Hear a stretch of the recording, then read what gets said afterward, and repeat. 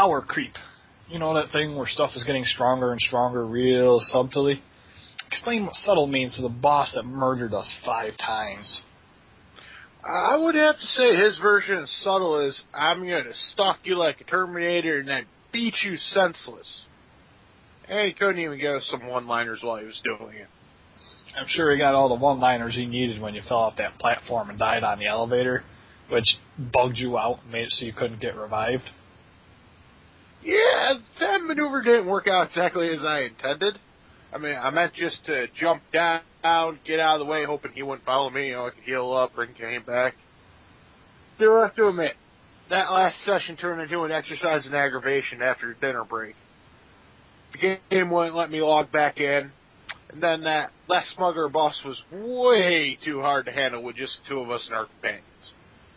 Although we did find a bit more use out of our companions this time around, since we caved and spent the necessary $5 to get a second-class citizenship. You know, crafting, and more crafting. The crafting system is interesting. For those at home, your character can learn up to 3 professions depending on your membership.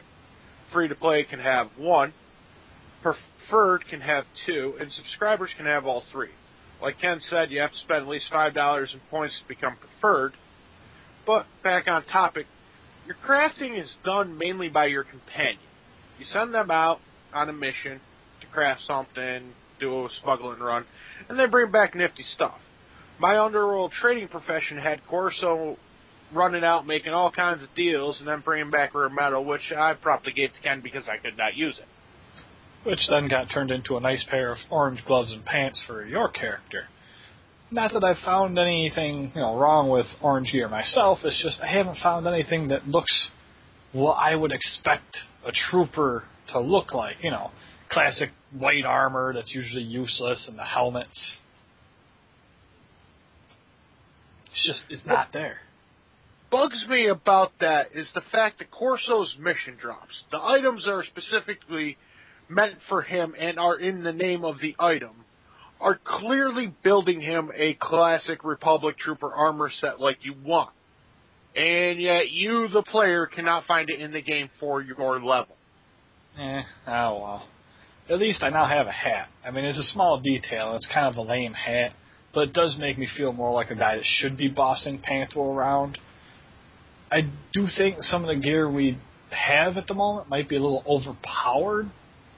A particular example is the gun that I bought with planetary commendations, which has been stronger than every other gun the game has thrown at me so far, outside of a couple of tweakable upgrade slots.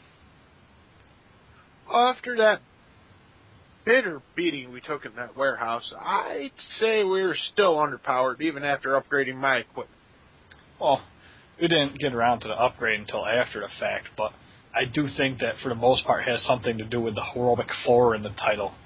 It's a sneaking suspicion that implies that we're supposed to bring 4 player characters of like level into the battle, as opposed to just the 2 of us and then our meat shield companions.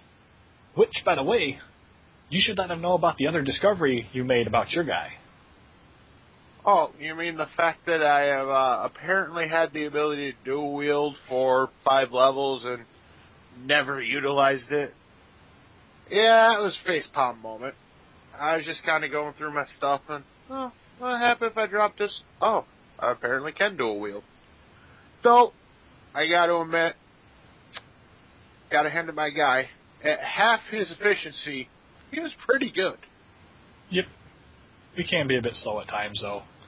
You do think that they would have made a bigger deal about it when you picked your advanced class, though? A little shout-out or something? That would have been nice, or, maybe a shout-out when entering that warehouse that's supposed to have 4 players instead of the 2.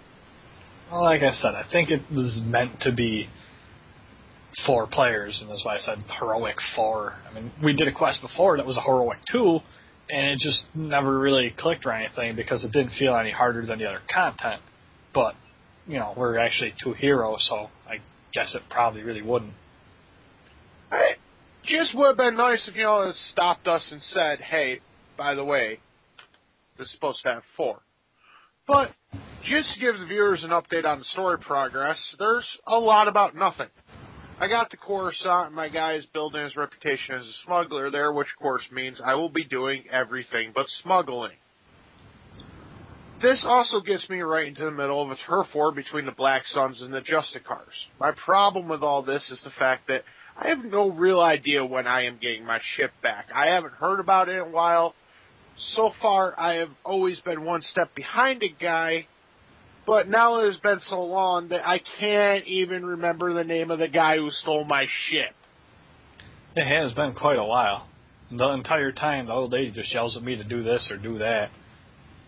And outside of the exception of when the council called me up and was like, hey, what's up with your squad, dude? And did this weird little question thing where they asked me all these questions that, as far as I knew, everybody else in the universe already knew all the answers to. My plot line isn't getting any better yet, outside of the fact that the head dude of the Justicars is apparently the mentor of the old turncoat guy that used to be my leader, and also in cahoots with the Empire. That guy's not duck, much like that council meeting was odd. I mean, all I did was observe. It was Kenny's storyline, so my character couldn't interact at all. But all the questions that they asked you seemed to be asked by your CEO when she took over.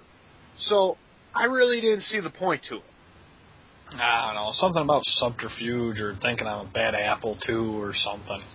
Honestly, until it hits the galactic scale phase, I don't imagine this story is going to get anywhere near what I'd actually call intriguing.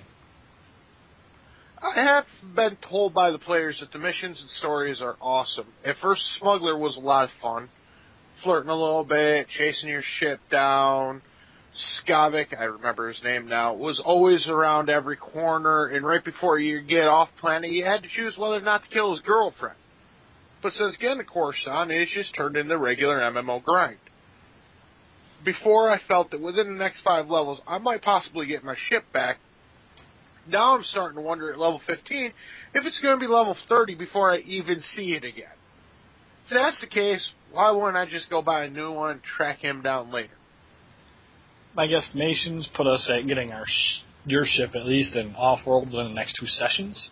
And I'm basing this on the fact that we only really seem to have one part of Coruscant left to explore through. And then after that, the map is completely cleared. I am interested in seeing if things pick up for both of us. Oh, I'm pretty sure at least yours will, because it'll be a clean slate. And I can only at least hope that mine will make up for the lack of intrigue by giving me Michael Bay explosions everywhere. You know, and that's a good question. Where's yours? Here I am complaining about my ship, and I don't have it, it's gone, and no one has offered the supposed elite of the elite a military shuttle, a troop transport, nothing.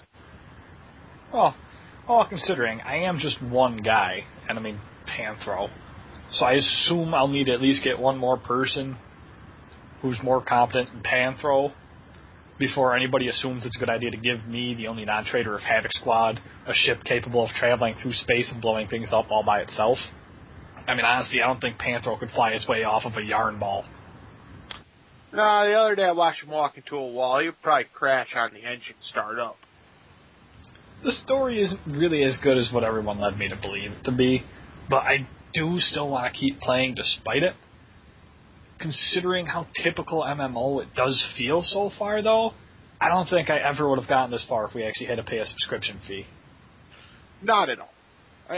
Don't get me wrong. The action is fun. The story does have great potential if it pans out meaningful. I just hope it picks back up and feels a little bit more like it did between the levels 5 to 10.